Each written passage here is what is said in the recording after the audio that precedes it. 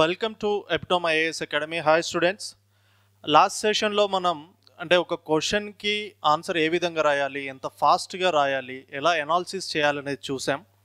So అవగాహన ఏ విధంగా ఉండాలి, లేదంటే ఇంట్రడక్షన్ని ఏ విధంగా రాయాలి, కంక్లూజన్ని ఏ విధంగా రాయాలి, క్వశ్చన్ అండర్స్టాండింగ్ ఏ విధంగా ఉండాలి, మెంటల్ ఫ్రేమ్వర్క్ ఏంటి, ఈ థింగ్స్ అన్నీ మనం నేర్చుకున్నాం కదా.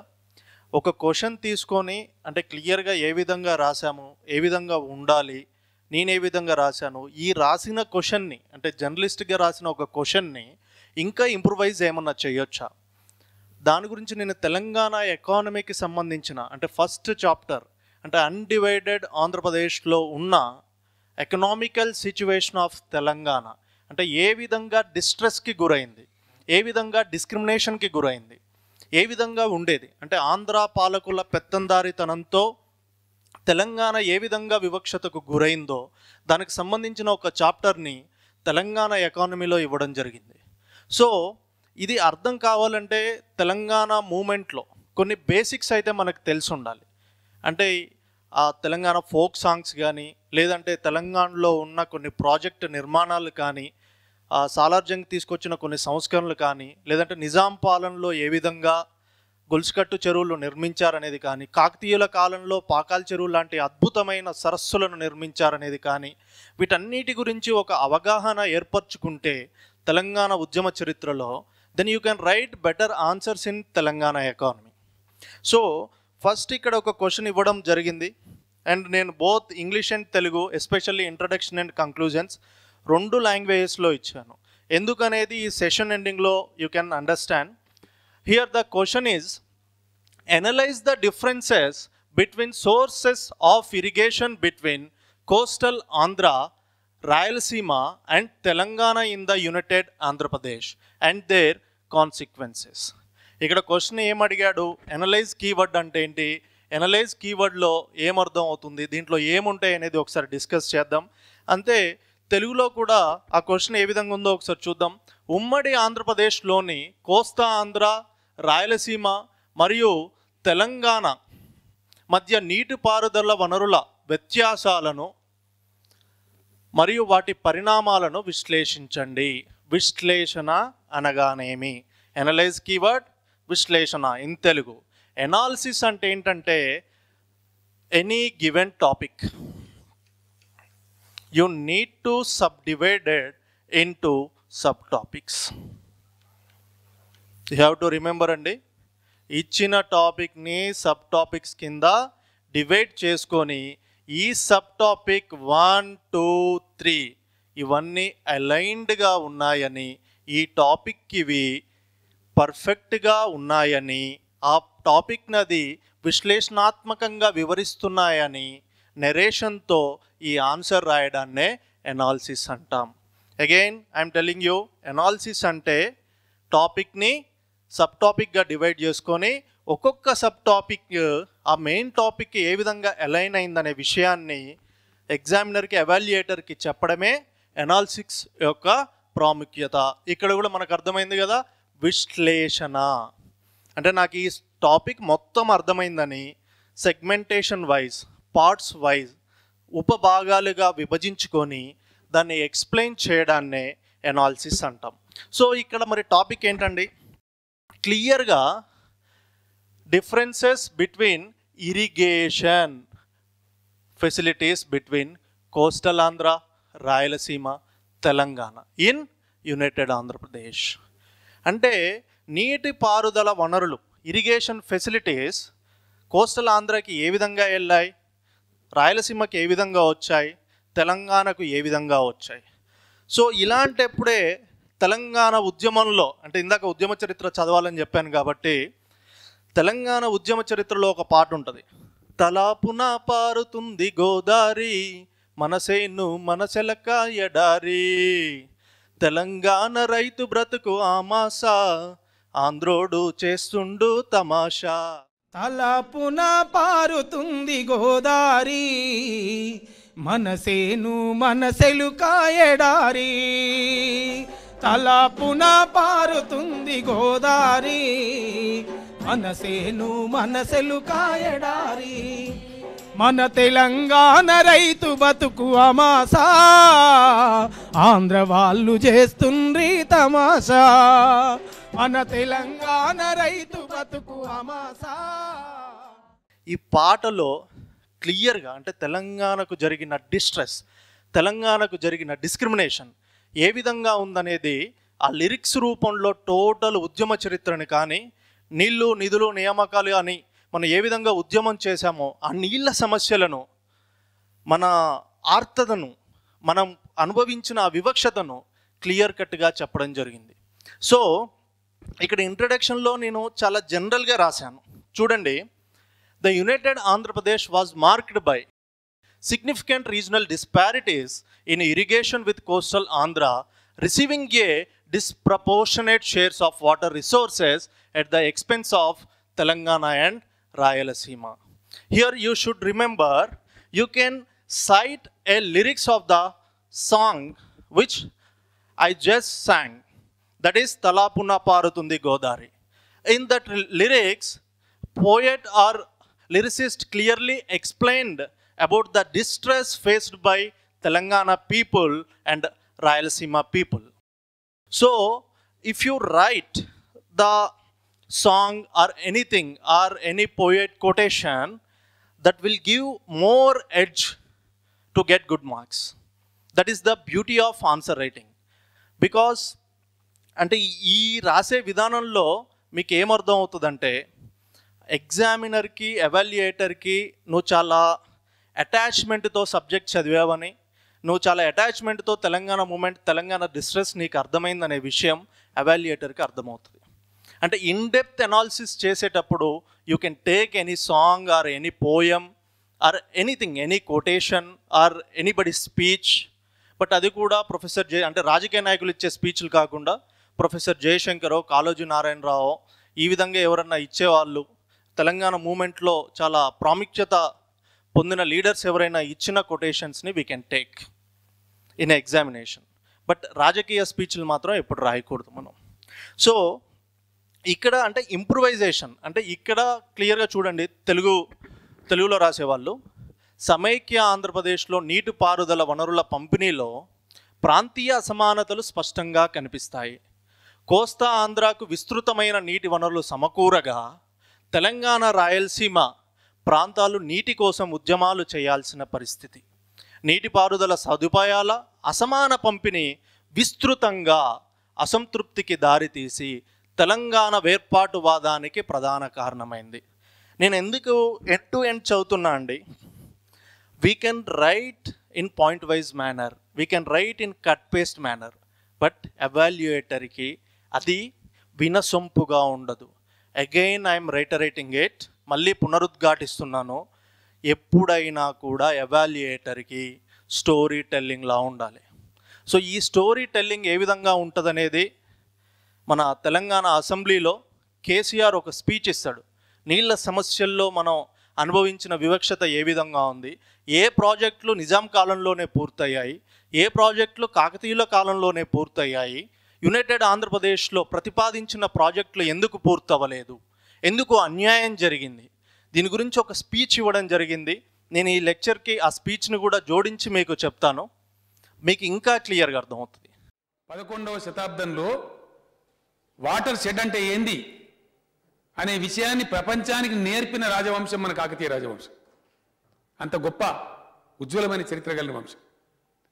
వాళ్ళ యొక్క వారసత్వాన్ని కొనసాగించిన అధ్యక్ష కులీ కుతుబ్ షా నవాబులు కావచ్చు, నిజాం నవాబులు కావచ్చు. అధ్యక్ష కాకతీయులు కట్టిన దానిలో అతిపెద్దది చెరువు అంటాం దాన్ని, కానీ చెరువు కాదు, అదొక సరస్సు లాంటిది. పాకాల ఎక్కువ ఆయకట్టించినట్టు తమర్ జిల్లాలోనే ఉంది. పాకాల 20 నుంచి 25,000 ఎకరాలు పారేది, అది అతిపెద్దది అధ్యక్ష. దాని తదనంతరం కులీ కుతుబ్ షా నవాబులు కావచ్చు, మన నిజాం నవాబులు కావచ్చు, బ్రిటిష్ ఫ్రెంచ్ ఇంజనీర్ల సహకారంతో కట్టిన ప్రాజెక్టులు చాలా ఉన్నాయి అధ్యక్ష, ఇప్పుడు కూడా సజీవంగా ఉన్నాయి. మహబూబ్నగర్లో కోయిల్ సాగర్ కావచ్చు, ఖమ్మంలో పాలేరు వైరా కావచ్చు, అదేవిధంగా కరీంనగర్లో అప్పర్ మానేరు కావచ్చు, మెదక్ జిల్లాలో గన్పూర్ ఆనకట్ కావచ్చు, మూసీ నది మీద కత్వల్ కావచ్చు. ఇవన్నీ కూడా ఆసిఫ్ నహర్ అధ్యక్ష 80 కిలోమీటర్ల ఆసిఫ్ నహరు మూసి నీళ్ళని తీసుకుపోయి నల్గొండ పక్కన ఉన్నటువంటి ఉదయ సముద్రాన్ని నింపిన ఘనత. కాకతీయ రాజులు ముందు తవ్వితే మళ్ళీ నిజాం దాన్ని పునరుద్ధరించి బ్రిడ్జిలు కట్టి పెద్దగా చేసి దానికి ఆసిఫ్ నగర్ అని పేరు పెట్టినారు అధ్యక్ష. ఇవన్నీ కూడా చేసినటువంటి నిజాములు ఆ తదనంతరం ఆయన బ్రిటిష్ వాళ్ళ సహకారంతో చిన్న చిన్న వాటి నుంచి పోయి కొంచెం పెద్దగా పోవాలని చెప్పి టీబీ డ్యామ్ కట్టినాడు అధ్యక్ష. టీబీ డ్యామ్ మద్రాసుకు సగం, మనకు సగం. మద్రాసు అంటే ఆ రోజు అంతర్భాగంగా ఉన్న మద్రాసులో అంతర్భాగంగా ఉన్న ఆంధ్రాకు సగం, మనకు తెలంగాణకు సగం అధ్యక్ష. ఇప్పుడు కూడా పోతే కనబడుతుంది అధ్యక్ష, నేను స్వయంగా చూసిన అక్కడ పోయి. సగం నిజాం కట్టింది ఉంటుంది, సగం బ్రిటిష్ వాళ్ళు కట్టింది ఉంటుంది, గుర్తు కూడా ఉంటుంది కట్టినట్టు. దాని తర్వాత ఆయన కట్టిన పెద్ద ప్రాజెక్టు నిజాం సాగర్ ప్రాజెక్టు అధ్యక్ష. ఇది నిజాం మంజీరా ఉపనది మీద కట్టినారు. ఆ తర్వాత ఆయన వేసుకున్నటువంటి ప్రణాళిక నందికొండ ప్రాజెక్ట్ అధ్యక్ష, నాగార్జున సాగర్ కాదు. కృష్ణా జిల్లాలో, మన నల్గొండ జిల్లాలో ఏలేశ్వరం అనే ఊరి వద్ద నందికొండ ప్రాజెక్టు ఇక్కడ మొదలుపెట్టినాడు. బహుళార్థ సాధక పోచంపాడు ప్రాజెక్టు అక్కడ మొదలుపెట్టినాడు గోదావరి మీద అధ్యక్ష. ఆయన సర్వేకి ఆర్డర్ ఇచ్చినాడు, సర్వేలు వచ్చినాయి. ఫ్రెంచ్ బ్రిటిష్ ఇంజనీర్లు పోయి సర్వే చేసినారు. ఇచ్చంపల్ ప్రాజెక్టు కూడా హేమండార్త్ ఆధ్వర్యంలో అక్కడ కూడా సర్వే చేసినారు. అన్నీ జరిగినాయి అధ్యక్ష. ప్రతిపాదించిన నీళ్లు నిజాం టైంలో ప్రతిపాదించిన నందికొండ ప్రాజెక్టు ఏలేశ్వరం గ్రామం దగ్గర ఇప్పుడున్న నాగార్జున సాగర్కు 19 కిలోమీటర్ల పైన అధ్యక్ష. ఒకవేళ అక్కడనే కట్టుంటే నల్గొండ జిల్లాలో 1 ఇంచు మిగిలదు అధ్యక్ష. మొట్టమొదటి నిజాం ప్రతిపాదించినప్పుడు 180 టీఎంసీలు తెలంగాణకు, 60 టీఎంసీలు ఆంధ్రకు అధ్యక్ష. ఆంధ్ర అంటే మద్రాసుకు. ఆనాడు మద్రాసులో అంతర్భాగంగా ఉన్న ఆంధ్ర అది పోయింది, నిజాం రాజ్యం పోయింది అధ్యక్ష. అక్కడ పోచంపాడు మీద ప్రతిపాదించింది 330 టీఎంసీలు అధ్యక్ష. గోదావరి మీద పోచంపాడు. ఇటు నాగార్జున సాగర్ ఎగిరిపోయింది, నందికొండ ఎగిరిపోయి నాగార్జున సాగర్ అయిపోయింది. పోచంపాడు పోయి శ్రీరామ్ సాగర్ అయిపోయింది. ఇది 180 టీఎంసీలు మనకున్నటువంటిది పోయి 132 అన్నారు అధ్యక్ష. 132 అని నా దగ్గర ఫోటో ఉంది అధ్యక్ష. రేపు కావాలంటే సభ్యులందరూ కూడా దయచేసి కాపీలు తీసిన ప్రింట్ చేయమని చేస్తాను అధ్యక్ష, పంపిస్తాం. ఎంత విచిత్రమైన అధ్యక్ష, కాంగ్రెస్ నాయకులు ఎంత దారుణాన్ని కొడిగట్టిందంటే సైట్ మారుస్తుంటే ఒప్పుకున్నారు, గూడు బసవన్నల తలూపిండ్రు. ఆనాటి ముఖ్యమంత్రి బూరుగుల రామకృష్ణరావు హైదరాబాద్ స్టేట్ ముఖ్యమంత్రి, ఆంధ్ర ముఖ్యమంత్రి బెజవాడ గోపాలరెడ్డి, మధ్యలో జవహర్లాల్ నెహ్రూ అధ్యక్ష. 1954లో నాగార్జున సాగర్ ఫౌండేషన్ వేస్తుంటే హైదరాబాద్ స్టేట్ ఉండగానే మళ్ళీ నెహ్రూ ఒత్తిడి తలొగ్గి కేఎల్ రావు చేసినటువంటి కుట్రలకు తలొగ్గి 132 ఒప్పుకున్నారు అధ్యక్ష. ఆ 132లో కూడా 25 టీఎంసీలు మళ్ళీ ఆంధ్రాకు, ఓన్లీ 107 టీఎంసీలకు వీళ్ళు ఒప్పుకున్నారు అధ్యక్ష. ఫైనల్ ఒప్పుకున్నది ఏంటి అధ్యక్ష? కాంగ్రెస్ నాయకులు 157 టీఎంసీ ఆంధ్రాకు. ఈ చరిత్ర ఎవరిది, పాపం ఎవరిదండి? దీన్ని కొడిగట్టిన వాళ్ళు ఎవరండి? ఆనాడు ఆంధ్రలో అంతర్భాగంగా లేమే, స్వతంత్ర రాష్ట్రంగానే ఉన్నామే. ఆనాడు ఎందుకు ఒప్పుకున్నారు? నెహ్రూని చూడంగానే వణుకుతారు అధ్యక్ష. ప్రజలు లేరు, హైకమాండ్ ఢిల్లీ, మాట్లాడితే ఢిల్లీ, సిట్ అంటే సిట్టు, స్టాండ్ అంటే స్టాండ్. ఇట్లా చారిత్రకమైనటువంటి తప్పు, చారిత్రకమైనటువంటి అన్యాయం, తరతరాల తెలంగాణ నాశనమయ్యే విధంగా ప్రవర్తించిందే Congress party. This I wanted to place on record sir. ఇది ఎగిరిపోయింది, నాగార్జున సాగర్ అయిపోయింది, నందికొండపోయి 180 నుంచి 107 మన గతి వచ్చింది. దీనికి చేసిన వాళ్ళే కర్తలు దర్తలే. ఆ తదనంతరం అధ్యక్ష పోచంపాడు పోయింది, దాన్ని ముట్టుకున్న పాపాన పోలే. పోచంపాడు అధ్యక్ష, పోచంపాడు ఇంకో కథ. ఇదేమో హైదరాబాద్ స్టేట్ మీద ఒప్పుకున్నారు నాగార్జున సార్. పోచంపాడు 56కు కలిసిపోయింది అధ్యక్ష, కలిపేసినారు, రాష్ట్రాన్ని కలిపేసినారు, ఆంధ్రాకి అప్పగిచ్చేసినారు. అది కాంగ్రెస్ నాయకత్వమే. ఇక్కడ కాంగ్రెస్ ముఖ్యమంత్రి, అక్కడ కాంగ్రెస్ ప్రధానమంత్రి ఒప్పుకున్నారు, కలిపేసినారు. కలిపిన తర్వాత అధ్యక్ష 64 దాకా పోచంపాడు ఊసులేదు. 64లోనే మొదలైంది తెలంగాణ మర్మరి. చెన్నారెడ్డి గారి నాయకత్వంలో కొంతమంది మిత్రులు మాకు అన్యాయం జరుగుతుందని మొదలైంది. దాన్ని దృష్టిలో పెట్టుకొని 330 టీఎంసీ ఉన్నటువంటి ఒరిజినల్ ప్రతిపాదన కాలరాసి 191 టీఎంసీ ఒప్పుకొని దాన్ని పోచంపాడు పోయి శ్రీరామ్ సాగర్ కట్టినారు అధ్యక్ష. అప్పటిదాకా వేడి చేసిండ్రు, ఇంటనే కట్టాల, కట్టరు, జరగదు అధ్యక్ష. దాని తర్వాత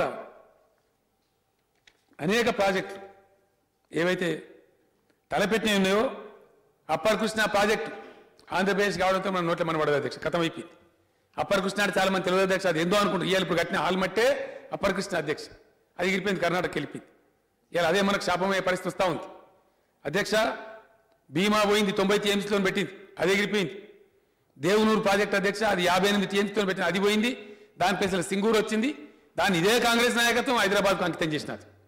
ఫస్ట్ టైం అధ్యక్ష సింగూరు నీళ్లతోని ఇలా మెదక్లో కానీ నిజామాబాద్లో కానీ కరీంనగర్లో కానీ ఫస్ట్ టైం హిస్టరీలో గోదావరి కృష్ణా నీళ్ళు హైదరాబాద్ తెస్తూ సింగూరును తెలంగాణ ప్రజలకు పంటల కోసం వాడుతున్న మొట్టమొదటి చరిత్ర ఈ తెలంగాణ రాష్ట్రం వచ్చిన తర్వాత మొట్టమొదటి జరుగుతున్నమాట వాస్తవం అధ్యక్ష. సో కేసీఆర్ స్పీచ్లో ఇచ్చినట్టు అంటే ఎక్కడెక్కడ ఏ ప్రాజెక్టులు ఉండి ఏ విధంగా అన్యాయం జరిగింది అదంతా ఇంట్రడక్షన్లో రాయలేము కాబట్టి మళ్ళీ ఒక పోయంతో కానీ ఒక సాంగ్తో కానీ లిరిసిస్ట్ రాసిన విధానాన్ని లేదా సింగర్ పాడిన విధానాన్ని మనం ఇంట్రడక్షన్ నుంచి రాసుకోగలిగితే we will get good marks. So this is ఇంట్రడక్షన్లో ఏం ఉండాలి? ఇట్ ఈస్ నీకు క్వశ్చన్ అర్థమైంది, సబ్ టాపిక్స్ కింద డివైడ్ చేసుకుంటున్నావు, ఇంట్రడక్షన్లో క్లియర్గా నెరేషన్ ఇవ్వబోతున్నావు, అది with the help of quotation or with the help of any song. So this is basically the writing style of introduction. So question ఏదైనా కానీ నీళ్ళ సమస్యల గురించి ఏ క్వశ్చన్ అడిగినా కానీ మనం ఇది రాసేయచ్చు, ఆ సాంగ్ని తీసుకొని రావచ్చు ఫర్ ఇంప్రూవైజేషన్ అండ్ ఈ క్వశ్చన్కి ఈ ఇంట్రడక్షన్ రాసుకోవచ్చు. Now coming to the conclusion.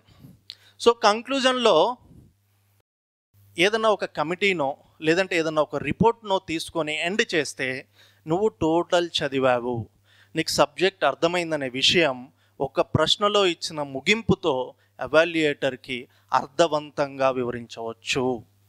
So you can tell to the examiner or evaluator by writing wonderful conclusion with the help of any report or any committee's report or their preferences.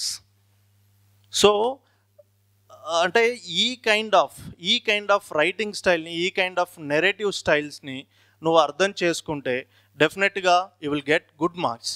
So ఇక్కడ ఇచ్చిన మన కంక్లూజన్లో సమైక్య ఆంధ్రప్రదేశ్లోని నీటిపారుదల వనరులు వివక్షపూరితంగా కేటాయింపు జరగడం వలన కోస్తా ఆంధ్ర అభివృద్ధి చెందగా తెలంగాణ మరియు రాయలసీమ ప్రాంతాలు దాని భిన్నంగా కరువుతో అలమటించాయి. ఈ అసమాన పంపిణీ ప్రాంతాల మధ్య ఆర్థిక సామాజిక అసమానతలకు కారణమై రాష్ట్ర విభజనలో కీలక పాత్ర పోషించింది.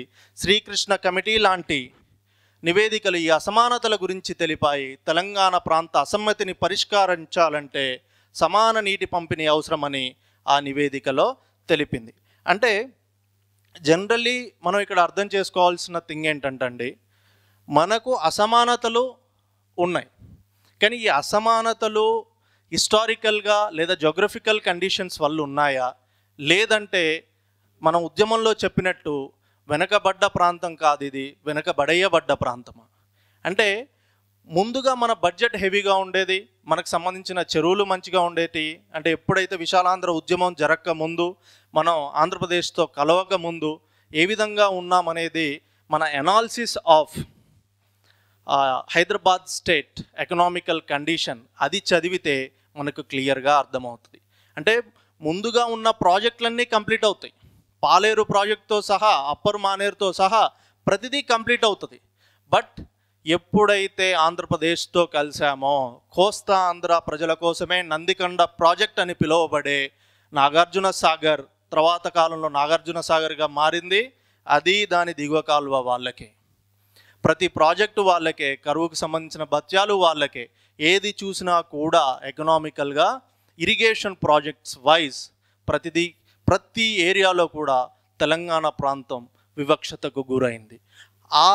నువ్వు అనుభవించిన ఆ డిస్ట్రెస్ని గనక అంటే ప్రాపర్ వేలో ప్రాపర్ లాంగ్వేజ్లో ఎగ్జామినర్కి ఎవాల్యుయేటర్కి అర్థమయ్యే విధంగా చెప్పగలిగితే definitely you will get good marks. మళ్ళీ చెప్తున్నాను.